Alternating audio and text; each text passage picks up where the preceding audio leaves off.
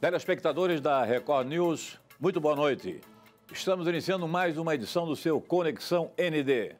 Hoje, para tratar de um tema de grande relevância da história de Santa Catarina, bicentenário de Anita Garibaldi, a heroína de dois mundos. Presença, para nossa satisfação, alegria e honra, do historiador, advogado, fundador e diretor do Instituto Cultural Anita Garibaldi, ex-vereador e ex-prefeito da Laguna, Adílcio Carrudorim, que é um entusiasta da vida e da obra de Anita Garibaldi, autor de vários livros a respeito da grande heroína de Santa Catarina. Doutor Carrudorim, muito boa noite, é um prazer recebê-lo aqui no nosso Conexão ND. Boa noite, Maciro. Obrigado pela oportunidade e o prazer é todo nosso de estar aqui com esse ícone do jornalismo do nosso estado. Obrigado pela gentileza. É o seguinte, o senhor é um entusiasta, eu conheço a sua atividade já desde a década de 90, né? E, portanto, 30 anos dedicado aí a estudos, pesquisas sobre Anita Garibaldi. E agora, nesse desafio extraordinário de uma grande programação comemorativa dos 200 anos de nascimento de Anita Garibaldi. Como é que está a programação? Me informaram que tem mais de 150 atividades, é isso mesmo? Em 2018, o Instituto Anita, Moacir, fez uma peregrinação pelas cidades italianas onde a Anita viveu os últimos 30 dias de vida dela. Junto com o Instituto estavam as guardiãs de Anita, de Laguna. E naquela ocasião nós formalizamos um convênio internacional que se chama Do Imundi una Rosa per Anita, que adotou como símbolo para comemorar o bicentenário uma rosa, um híbrido que foi desenvolvido na Itália, que nós trouxemos para o Brasil e entregamos para a Unisul desenvolver esse híbrido in vitro e tem desenvolvido. Essa rosa nós temos plantado nas cidades onde a Anita passou e as prefeituras dessas cidades entraram nesse convênio. E por isso todas as prefeituras, são 8 prefeituras que aderiram ao convênio, todas as prefeituras estão fazendo programação para a comemoração do bicentenário. Então, além das prefeituras de Laguna, Tubarão, Imbituba, Garopaba, a Anita Garibaldi, Anitápolis, Curitibanos e Lages, além disso, nós temos as instituições, as melhores instituições, as maiores instituições, como, por exemplo, a Academia Catarinense de Letras, que tu presides, o Instituto Histórico e Geográfico, a Assembleia Legislativa, o Tribunal de Contas, o Tribunal de Justiça e a Fundação Catarinense de Cultura.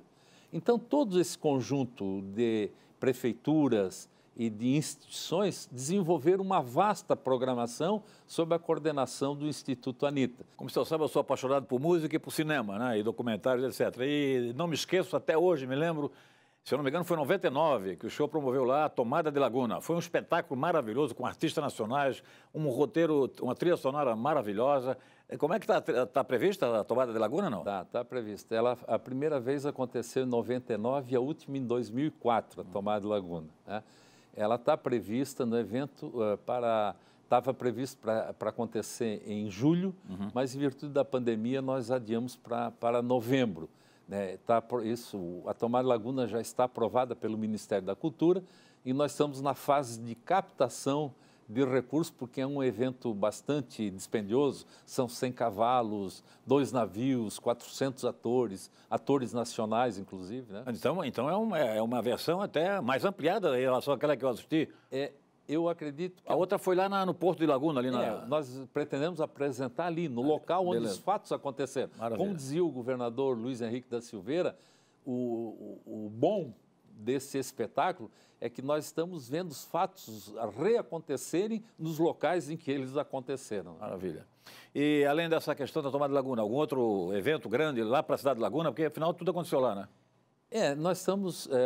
foi lançada a pedra fundamental do monumento que nós pretendemos erguer lá com o apoio da Prefeitura e do deputado Coronel Armando, que conseguiu já, com uma emenda impositiva do Congresso Nacional, a construção de um monumento de 7 metros de altura, com o Garibaldi e Anita montados a cavalo, partindo de Laguna. O nome do monumento se chama A Retirada de Anita, né? Montados a cavalo, um monumento em bronze? Em concreto. Em concreto? Em concreto. É bem na divisa de Laguna com o município de Jaguaruna, no mesmo local histórico por onde o Garibaldi entrou com o seu navio, com o barco Seival, para tomar a cidade de Laguna em 1839, né? Foi por ali, ele entrou pelo canal da barra da Lagoa do Camacho, navegou pela retaguarda e surpreendeu os navios imperiais na barra da laguna, só com um navio e 40 soldados, ele conseguiu derrotar 5 navios da Marinha Brasileira, Imperial. Você sabe, quando era jovem e também, já mais na adolescência e já no início da fase adulta, eu conheci muito bem, era amigo de um dos filhos, do Dr. Luiz Rau, que é Dr. Wolfgang Ludwig Rau, que foi, acho que o maior escritor, o maior autor da Anita Garibaldi. Grande inspirador. Me diga uma coisa, o senhor também conheceu bem ele, conversou com ele, pesquisou muito com ele. Ele era de origem suíça, né? Morou em Lages, e aí aqui se apaixonou. Qual é a razão? 40 anos estudando a Anita Garibaldi. Tem alguma explicação para isso, tem? Olha, a explicação que eu tenho para o Rau é a mesma que eu tenho para mim. Eu ia perguntar também sobre isso. Eu não sei de onde vem essa ligação. A Anita deixou uma energia muito grande, ela deixou e ela contagia essa energia. Eu vejo pelas guardiãs de Anita, pelos nossos companheiros, centenas de companheiros, e não só de Laguna, mas também nas cidades onde nós temos ramificações em virtude da passagem de Anita por aquelas cidades, a gente vê que o nome Anita traz consigo, carrega consigo uma energia muito grande, né? Tanto é que há eventos que estão denominando Anita Vive. Anita Vive.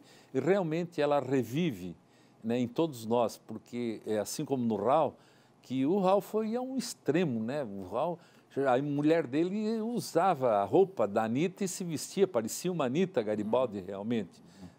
Então não houve nenhum outro maior apaixonado pela memória da heroína do que o Rau, sem dúvida nenhuma. E o escritor, historiador Radilson Cadorim, qual a motivação, qual foi a razão, desde o início até hoje, quer dizer, a gente percebe, eu dou esse testemunho porque eu tive o privilégio de, indicado pelo jornal O Estado de Notícias, onde eu tinha uma coluna e colaborava naquela época, em 1999, acompanhar as comemorações do 7º centenário de morte da Anita Garibaldi.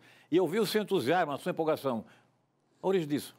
Bom, em 1974 ou 75, se não me falha a memória, eu residia em Caxias e vi lá uma notícia que ia ser lançado um livro sobre Anita em Laguna. E eu vim para Laguna. E foi aí que eu conheci o professor Rau, em 1970. E a partir desse momento nós fizemos amizade. Eu sempre já era anteriormente digamos assim, aficionado pela história não só de Anita, mas da Revolução Farroupilha. E a partir de então aprofundei aí a convivência com o Rau, tivemos muitas reuniões, muitas conversas, o professor Rau me disponibilizou o acervo que ele tinha, eu aprofundei isso nas minhas viagens posteriormente, e assim como o professor Rau, eu estive em todos os locais em que a Anita esteve, tanto no Brasil, no Uruguai, como também em Salta, lá na divisa com a Argentina, e também principalmente na Itália, em San Marino. Todos esses locais nós palmilhamos. E em todos eles, Moacir, por incrível que pareça, nós sentimos essa energia da Anita. Essa energia contagiante, não só que nos contagiava a nós próprios, mas contagiava as pessoas daquelas comunidades envolvidas e que conheciam a história de Anita. Nessa viagem lá em Roma, eu me lembro, no início do roteiro, fomos recebidos lá, a delegação, eu também estava na delegação, evidentemente, fazendo a cobertura, e vi que de ministro, de vice-ministro, de familiares dela, descendentes dela, sim, né? Se eu não me engano, Ana Anita Garibaldi Jalete, uma coisa assim? Eu não tenho memória boa. Mas então, eles também, um carinho extraordinário com Santa Catarina, porque estavam tratando do gesto mortal da Anita Garibaldi. Eles reconhecem, né, que a Anita nasceu em Santa Catarina, em Laguna, e por isso dedicam uma grande afeição ao Estado catarinense, porque a Anita é considerada a mãe da pátria italiana. Não há nenhum vulto feminino na história da Itália, do ressurgimento italiano, e nem na história anterior, que tenha tido tanta expressão na história italiana da Península Itálica como o vulto de Anita. E isso é reconhecido por ele. Não todas as regiões da Itália. O norte da Itália, por exemplo, não reconhece lá muito bem, porque eles sempre quiseram ser independentes, e o Garibaldi e a Anita lutaram pela anexação do norte da Itália à Itália, né? Então, há regiões que um pouco resistentes, mas na sua grande maioria, elas são sim muito, digamos assim, a memória de Anita é idolatrada e reconhecida de que é catarinense. Nessa viagem, se eu não estou enganado, o roteiro terminou em Mandrioli, é isso? Ela foi sepultada meio escondida, né? Lá estavam sendo perseguidos. A morte dela é porque ela estava grávida e enfrentou aquele pântano pesado da região, ou porque era o medo também das tropas suíças, enfim, dos franceses? Quando o Garibaldi tomou a cidade de Roma, expulsou o Papa em 1839 e proclamaram lá a República Romana, não a República Italiana. Sim. Foi a primeira fase do ressurgimento italiano. Uhum. A Anitta estava longe com seus filhos e a Anitta tentou entrar, furar o bloqueio e entrar em Roma. E a cidade de Roma, toda imurada, estava cercada pelas tropas francesas, austríacas, espanholas e pelo exército papalino. Uhum. E ela ficou bloqueada ali diversos dias numa região, num calor muito forte, era verão, e aí tinha dado uma onda de muitos soldados tinham morrido de tifo. Provavelmente ali ela tem adquirido. Depois ela conseguiu furar o bloqueio e entrar em Roma. Eram 90 mil soldados lutando contra os 15 mil do Garibaldi dentro das muralhas de Roma. E ela entrou. E sabe como é que ela entrou, Moacir? Porque ela saiu daqui analfabeta, daqui. Mas quando ela chegou em Roma, na Itália, ela já falava 5 línguas e falava fluentemente não só o português e o italiano, mas falava também o espanhol. Uhum. Então, como tinha um exército espanhol também circundando Roma, cercando Roma, ela passou por uma esposa de um oficial espanhol que tinha sido ferido e ela ia visitar o oficial ferido. E, na verdade, ela entrou em Roma, que usou esse artifício para entrar em Roma e se colocar nas muralhas para lutar com Garibaldi pela defesa da República Romana. Então, a sua leitura decorrer das suas pesquisas de que ela talvez tenha falecido por causa do tifo? Do tifo. Aí começou. Tanto é que 40 dias depois dela ter entrado em Roma, ela faleceu. Beleza pura. E aí vem outra coisa que está bem escrito da primeira edição do seu livro, agora estamos com a 5ª edição, não é verdade? Aliás, eu queria cumprimentá-lo, vamos lá apresentar para os nossos colegas ali. É uma edição maravilhosa, 5ª edição. Foi lançada agora recentemente, é isso? Foi recentemente. Comemoração ao bicentenário. Inclusive com fotos coloridas, entendeu? Novidades. O que ela tem, o que essa edição, a 5ª, tem de novo para o interesse do nosso público em relação à primeira edição? A primeira edição, se não me engano, é de 99, né? 99. Isso. Tem uma edição italiana, outra da Best-Seller, mais outra da Assembleia Legislativa, e essa aqui é a 5ª. Essa aqui tem alguns aspectos interessantes. Por exemplo, a Anitta foi vítima de uma fake news, né?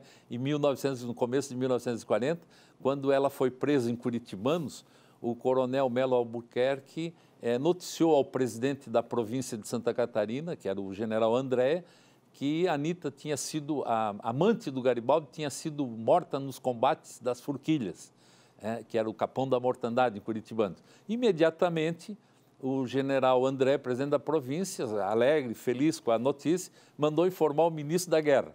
E o ministro da Guerra publicou naquilo que seria o diário oficial da monarquia da época, a notícia da morte da Anitta, né? Esse fato está bem documentado aqui nessa obra. Quem era o ministro da Guerra na época, lembra ou não? O ministro da Guerra, se não me falha a memória, era o nosso Jerônimo Coelho. Os dois de Laguna. Os dois de Laguna. Aliás, curiosidade, né? Tratavam oficialmente a Anitta como amante do Garibaldi, porque ela não tinha casado com o Garibaldi, ela foi casada só na Argentina, né? No Uruguai. Não, no Uruguai. Exatamente. E interessante, nós temos que fazer justiça aqui, nós que somos aficionados dos valores de Santa Catarina, a paz da Revolução Farroupilha, quem ditou as normas, nós acreditamos ao Duque de Caxias. Não, mas foi o Jerônimo Coelho. Mas foi o Jerônimo Coelho, exatamente, que ditou ao Duque de Caxias as normas da paz, inclusive a anistia aos revolucionários farroupilhas. Doutor Cadorim, esta obra aqui também foi lançada agora recentemente lá em Laguna, é isso? Foi dia 9 agora, foi lançada lá no IFAM. Essa obra é uma edição trilingüe, escrita por nós e por mais 3 escritores italianos, entre eles a dona Anitta Garibaldi Jalé, a bisneta da Anitta, que tu conhecesse. Aquela de 99, olha. Aquela que tu conhecesse lá no Ministério das Relações Exteriores, quando estivemos em Roma. Trilingue, português, italiano e? Espanhol. Espanhol, maravilha. As imagens do professor também, Willy Zumblick, do nosso pintor, estão reproduzidas. Esse livro está circulando também no Uruguai e na Itália. Muito bem. Além do Willy Zumblick, tem 9 telas, se eu não me engano, sobre a Anitta Garibaldi. Eu não sei o total, mas nós não conseguimos quem detém os direitos autorais das fotos, não conseguimos autorização de todos. Conseguimos, se não me engano, de 6. Eu conheço 9 que são exatamente do livro escrito por 2 jornalistas lá do... Sim, Valmirei. Exatamente. E lá estão telas maravilhosas, porque ele tem um contraste dele de claro e escuro, é uma coisa fenomenal. Né? Outro catarinense que nós temos que nos render à sua genialidade, né? Dos gênios da pintura, quem é outro que o senhor conhece assim que... Em Santa Catarina? Isso. Me ajude, me faltou o nome dele, mas é um lagiano. O Maliverne. Maliverne Filho. Maliverne Filho. Sensacional as pinturas do Maliverne. O senhor conhece a obra do Gutmann Bicho? Sim, também conheço, mas acredito que está também entre... Vamos esclarecer o público aqui, então, aproveitar. Gutmann Bicho foi um pintor carioca que ficou um ano aqui. Não era catarinense. Não, era carioca, um ano aqui. E ele é o responsável por uma obra-prima que está na Assembleia Legislativa, na sala do presidente da Assembleia. Verdade. Os Constituintes de 1891. Porque aquilo é uma pintura, aquilo é uma fotografia. Todos de bigode, barba, ele realmente é um craque. Esse cidadão, esse grande artista, ele pintou o Hercílio Luz, a fotografia, é uma pintura, mas é quase uma fotografia desse Luz. Exatamente, é maravilhosa, é realismo mesmo. E ele pintou também Anita Garibaldi. E o detalhe, veja bem, isso é no início do século passado. Está fazendo 100 anos, exatamente. 1919, se eu não me engano. E aí é o seguinte, a novidade é que até então os pintores tradicionais, tem o tal de Parreiras do Rio Grande do Sul, Dirk Parreiras, uma coisa assim, que pintou Anita Garibaldi, mas todos eles na época pintavam Anita Garibaldi, eram muito poucos, né? Mas pintavam Anita a cavalo, Anita com fuzil, entendeu? Quer dizer, Anita guerreira. E o primeiro... meio analfabeta e tal, né? Pobre. O primeiro que deu a ela um status de dama da corte, de dama da sociedade, foi exatamente esse Gutmann Bicho. A obra, inclusive, está aqui no Museu de Arte de Santa Catarina. Veja, eu desconhecia. É uma coisa interessante, que eu até quero resgatar agora. A obra dele aqui eu conhecia, eu não conhecia esse detalhe. Ele tem outras obras importantes aqui em Florianópolis, inclusive personagens e tal, mas a mais citada, né? As duas mais citadas são essa da Assembleia, que foi salva, inclusive, em situações assim, desesperadoras para funcionários quando a Assembleia pegou fogo. Essa obra estava lá naquele prédio ali da Praça Pereira Oliveira. Então é uma história também bastante interessante. Assim, e essa... Se permitir, nesse livro tu me perguntasse quais são as novidades, quais são os fatos novos. Os fatos novos da pesquisa. Quando a Anita morreu, ela não era... A Itália foi unificada somente 23 anos após a morte dela. E o grande ícone, o grande símbolo da unificação italiana foi, sem dúvida nenhuma, o Garibaldi, depois o rei Alberto. Mas a Anita ficou esquecida há muitos anos. O filho dela, o mais novo, que tinha apenas 2 anos quando ela faleceu, resolveu, muito tempo depois, encomendar um retrato, a imagem da Anita. Mas ele tinha 2 anos quando ela morreu, né? E foi pintado aquele retrato e ele subscreveu embaixo: este é o único e vero retrato posseduto de minha madre, Anita Garibaldi. Então ele autenticou aquilo como verdadeiro retrato. Depois disso houveram outras imagens mais ou menos semelhantes.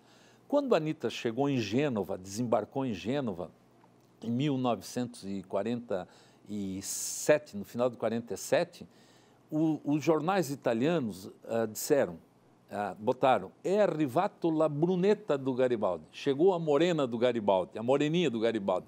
Ela realmente era a nossa mulher, cabelos negros, olhos negros, né? E era um pouco forte, a Anita, um pouco forte, forte no sentido próprio da palavra, né? Mas nós não tínhamos outros elementos. Então, nesse livro, nessa outra novidade que eu escrevi, não nesse do bicentenário, mas no outro, na 5ª edição, eu escrevi uma matéria, como era a Anita. Porque eu resgatei lá da Itália, alguns amigos me conseguiram documentos, cartas trocadas pelos oficiais que conviveram com a Anita, e conviveram com a Anita principalmente nos últimos dias, e cartas também, uma carta de um professor que viu ela montada a cavalo fugindo na sua cidade, quando eles descansaram aí, ela grávida de 8 meses, né? E nessas cartas nós encontramos uma característica: a Anita tinha sardas no rosto. Aí nós então fizemos, se tu permitir, naquele livro ali, tu vais ver a Anita, nós fizemos uma recomposição gráfica da imagem dela com a Anita com sardas no rosto. Doutor Adilson Cadorim, historiador, ex-prefeito da Laguna, entusiasta da obra e da vida da Anita Garibaldi. Em seguida, eu gostaria que o senhor contasse um pouco mais a respeito, afinal, O que essa heroína, o que essa mulher catarinense tinha tanto assim de fascinante, né? Que cativou tanta gente quando viveu e 200 anos depois da sua morte. Em seguida, depois do intervalo comercial, ok? Até já.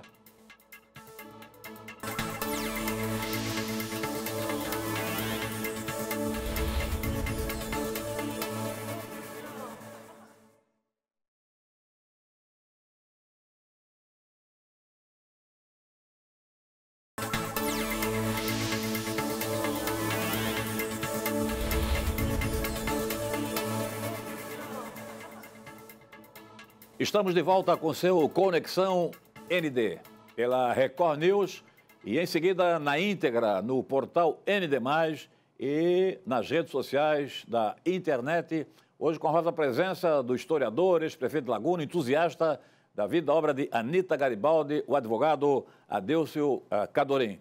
Então eu tenho assim uma curiosidade, sempre que leio sobre a Anita Garibaldi, diversos autores e tal, o que realmente levou o Garibaldi a essa paixão? Foi a guerreira, foi amor à primeira vista, pela leitura que o senhor tem? Bom, o Garibaldi, quando chegou aqui, chegou muito carente em Laguna, né? Ele tinha perdido diversos companheiros, compatriotas dele no naufrágio ali na costa de Jaguaruna, naquela região. Chegou correndo até a Barra do Camacho, entrou em Laguna, tomou Laguna, depois da missa de celebração pela vitória dos farrapos. No outro dia, enquanto construía o Forte Garibaldi na Barra de Laguna, conheceu a Anita acidentalmente. Ele foi atrás da Anita, mas encontrou acidentalmente na casa de um peão que estava ajudando ele a construir o forte, né? Então, ali ele foi preso de uma grande paixão por ela, tomou ela pelas mãos e disse, nas memórias dele, ele disse, tu tens que ser minha, tu deves ser minha. Ele, nas memórias dele, que foram escritas em verso, um detalhe interessante, mas pouca gente sabe, a gente diz que o Garibaldi escreveu memórias, as suas memórias. Ele não escreveu, ele escreveu poesias, em forma de poesia. O Garibaldi era um poeta, ele declamava poesia e escrevia poesia. E a história dele, a memória dele, ele dividiu em capítulos, mas em forma poética.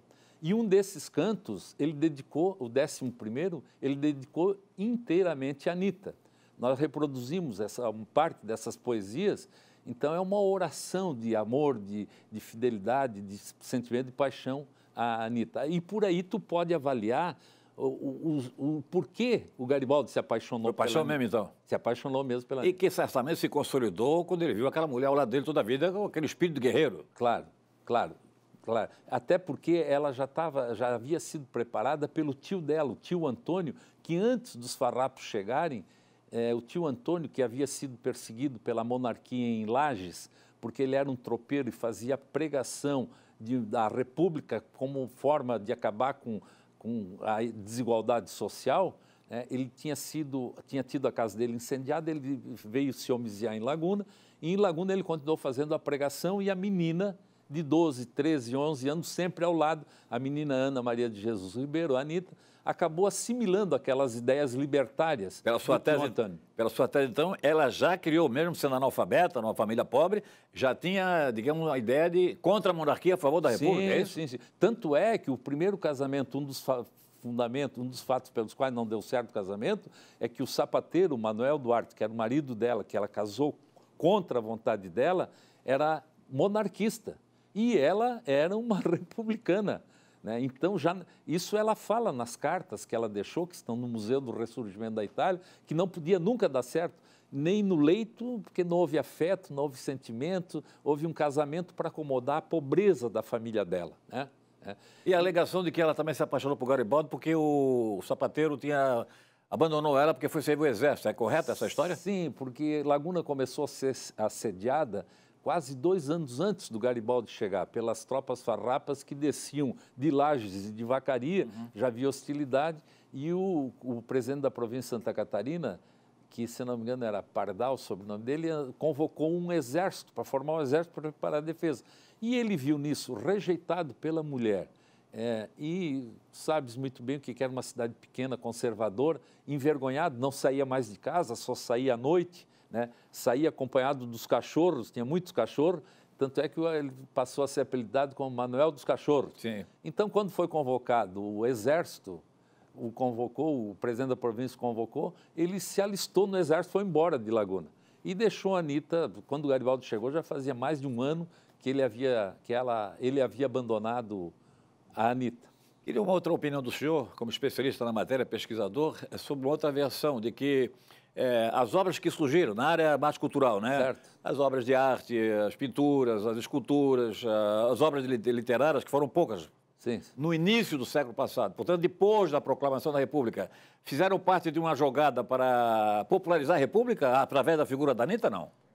Com o ressurgimento italiano na Itália, antes ainda um pouco do Mussolini, houve um momento em que a Itália precisava de um ícone feminino. Era só homens, heróis. O Gianicolo é cheio, pleno de monumentos aos heróis do ressurgimento italiano e não tinha nenhuma mulher, né? E aí então começaram a dizer, não, tem que ser a Anita. E aí ergueram para a Anita um dos maiores monumentos que tem na Itália. Sem dúvida nenhuma, ela foi captada, foi projetada naquele momento. Isso aí pelo Mussolini, né? Pelo Mussolini. Ele é que inaugurou a obra lá do Gianicolo, aquela obra maravilhosa. Em 1932, no 7º sepultamento de Anita. Ok. Mas eu digo que aqui no Brasil. Aqui no Brasil. No início do século passado. O Guto Mambich é de 1920, se eu não me engano. Aqui a homenagem aqui na Praça de Getúlio Vargas, aquela escultura, aquele monumento maravilhoso, em granito e em bronze, né? O rosto dela, o busto dela, também é nos anos 20, 21, por aí. Então, isso fazia parte de popularizar a República, consolidar a ideia da República, dúvida, não? Também foi um fator. O primeiro a escrever sobre a Anita, nesse sentido, foi o Lindolfo Collor. Lindolfo Collor, Estado Novo. O primeiro a escrever... Não, mas sobre a Anita foi o Henrique Boité, pelo que eu sei. Não, antes o Boité. Mas as obras do Henrique Boité naquela época, veja que o Lindolfo Collor acabou sendo ministro do Trabalho, se não me engano, do Getúlio Vargas. Exatamente. Então ele teve acesso aos arquivos do Exército, da Marinha, e teve muita informação, né? Então houve maior repercussão e ele estava imbuído, o Estado Novo estava imbuído também de valorizar a figura da mulher. Tanto é que foi dado logo depois, alguns anos depois, o direito de voto à mulher, né? Foi depois do Estado... 32, exatamente. Em 32. Então fez parte dessa campanha. Não, na Constituição de 34, vamos ser justos aqui, né? A Constituição de 34 que estabelece o voto da mulher. O Estado Novo é de 37, 3 anos depois. O Estado Novo com Getúlio Vargas. Com Getúlio Vargas. Isso. Mas e aí, continue, por favor. Não, então eu acredito sinceramente, sim, que a Anita pegou carona, né? Mas, na verdade, se tu analisares, Moacir, vamos voltar à Anita, esquecendo o Estado e a República, que outra mulher na história da humanidade pegou em armas para defender 4 repúblicas, um movimento republicano, 50 anos antes de ser proclamada a República no Brasil. Veja, ela lutou pela República Catarinense, pela República Rio-Grandense, pela República Uruguaia e pela República Romana. E saiu daqui de Laguna, daqui de Santa Catarina, analfabeta. É verdade. Analfabeta. E quando morreu 10 anos depois, em apenas 10 anos com o Garibaldi, já falava 5 línguas. E sem abdicar da sua vocação natural materna. Ela criou 4 filhos e morreu grávida do 5º. Ela não admitia outra educação aos filhos que não fosse a dela. Então, além disso, ela foi enfermeira. Ela organizou os primeiros hospitais de campanha na Itália. Foi ela que organizou, no Uruguai também. O Zumblick tem uma tela sobre isso aí. Tem, ela ajudando os enfermos. Exatamente. Ajudava e curava, inclusive, os feridos inimigos. Os inimigos. E isso sensibilizou o Bento Gonçalves a libertar os feridos inimigos quando eles não conseguiram tomar o porto de São José do Norte, depois de eles terem sido expulsos de Laguna. Doutor Cardorinho, o que me chama a atenção também é o seguinte, é que ela casou muito jovem, jovenzinha, se amaziou com o Garibaldi muito cedo também, né? Com 18 anos, é isso? 18 anos. 18 anos. E morreu muito cedo também, quer dizer, o tempo de vida dela, para as coisas que ela construiu, por onde ela andou a cavalo, com filho, sem filho, aonde ela guerreou, é uma coisa fantástica pelo tempo, né, de vida que ela teve. Veja a epopeia dessa mulher que é fantástica. Quando o Garibaldi se desligou da Revolução Farroupilha, lá em São Gabriel, ela e o Garibaldi recebeu 900 bois para começar uma vida nova no Uruguai, né? Ela e o Garibaldi e o filho no colo, o Menotti, tropearam por Foram 600 quilômetros em 90 dias, tocando 900 bois. E diz que perderam todos os bois, né, no meio do caminho, né? Chegaram com 300 couros só.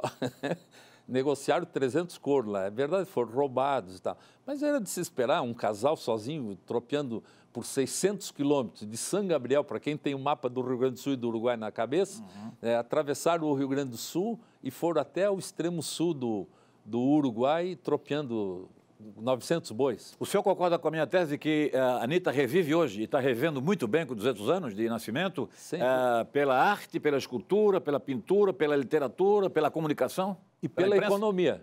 Pela economia eu concordo também, concordo. E pela economia também, Concordo. porque ela está sendo um fator de alavancamento do nosso turismo cultural.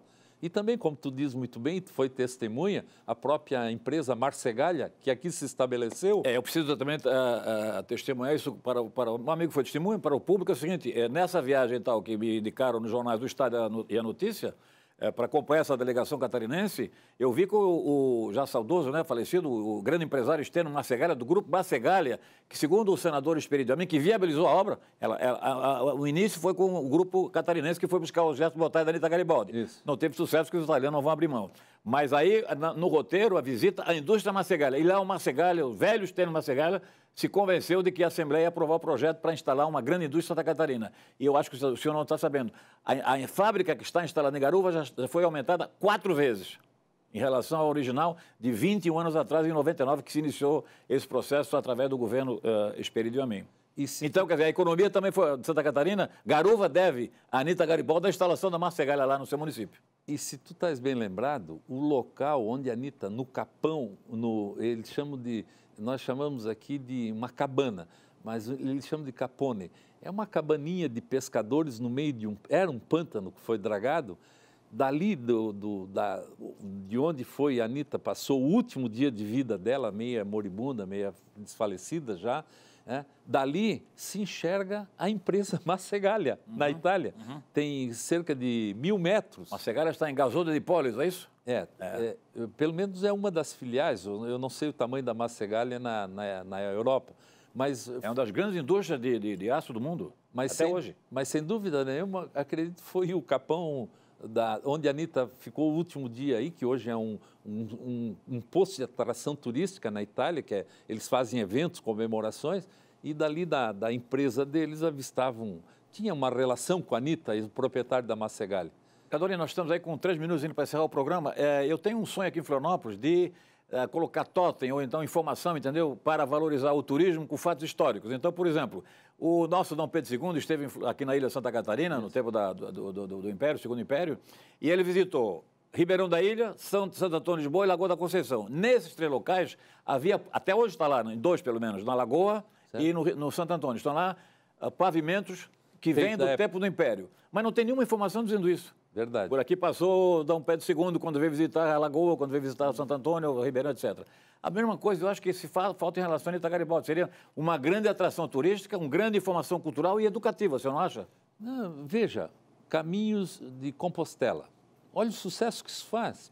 E a Anitta ela passou aqui por diversos municípios de Santa Catarina, do Rio Grande do Sul, no Uruguai e na Itália. Santa Catarina é o quê? Florianópolis? Bom, Laguna, Lages... Não, ela não passou em Florianópolis, mas ela lutou aqui de dentro do barco, aqui no sul da ilha. Quando eles vieram, eles saíram de Laguna, de navio, e aqui no sul da ilha, naquela fortificação que tinha aí, deram uns tiros de canhões aí, ela praticou, ela estava no... Isso é fato histórico? Fato histórico, junto com o Garibaldi. Pouco divulgado. Muito pouco, né? Em Imbituba, ela nunca desceu em Imbituba, mas ela estava no navio ali onde houve o batismo de fogo, onde hoje é o porto de Imbituba. Né? Aqui em Florianópolis, eles pararam para buscar água. Aí só vai para Lages? Curitibanos, a própria cidade de Anitta Garibaldi, onde ela atravessou o rio Anado, o rio Canoas Anado, grudada nas crinas do cavalo, fugindo, né? Curitibanos, onde ela foi presa e fugiu. Quando ela procurou o corpo do Garibaldi e viu que não achou, ela ludibriou a guarnição e montou num cavalo e fugiu. Bom, e na origem, tanto da Revolução Farroupilha quanto da República Juliana, lá em Laguna, está o exagero na cobrança de impostos, a centralização do Império, Exato. que é uma luta que nós temos até hoje. O abandono do governo central em relação a Santa Catarina, concorda? Concordo. Imagina, naquela época a Revolução Farroupilha teve como moto o excesso de 15% de cobrança no charque, que era o 15%. Hoje é 35%. Hoje é 35%. Sem dúvida nenhuma, esse foi o mote, mas principalmente também pelo abandono do poder central em relação às necessidades que o Sul tinha naquela época. Mas, se tu me permitir, eu quero dizer, dar uma mensagem, Moacir. Ok. Uma mensagem muito curta. Nós, catarinenses, precisamos valorizar mais os nossos heróis. Se nós não tivermos autoestima, não valorizarmos os nossos heróis, nós não teremos história para contar. E povo que não tem história não tem futuro, não é verdade? Hoje, em qualquer lugar do mundo que se vá, sempre tem a sua história local. E nós aqui, a nossa história regional não é contada. Nossa grade curricular aqui é Pedro Álvares Cabral, Dom Pedro I, a história nacional. E a história dos nossos pioneiros, nossos imigrantes, dos que deram sangue, deram a sua vida em prol da nossa liberdade que nós temos hoje, não é contada. A Anitta é um ícone feminino sem par na história da humanidade. Nenhuma mulher lutou em 2 continentes por ideal e por amor ao seu homem. Muito obrigado mais uma vez, um grande abraço, muito sucesso. Conto conosco aqui para divulgar todas essas atividades. A você, telespectador que nos acompanhou, muito obrigado. Detalhes, essa entrevista na íntegra, é bom lembrar, no portal ND+, e também nas redes sociais da internet. Obrigado mais uma vez, um grande abraço. Saúde, saúde. Boa noite e até segunda-feira.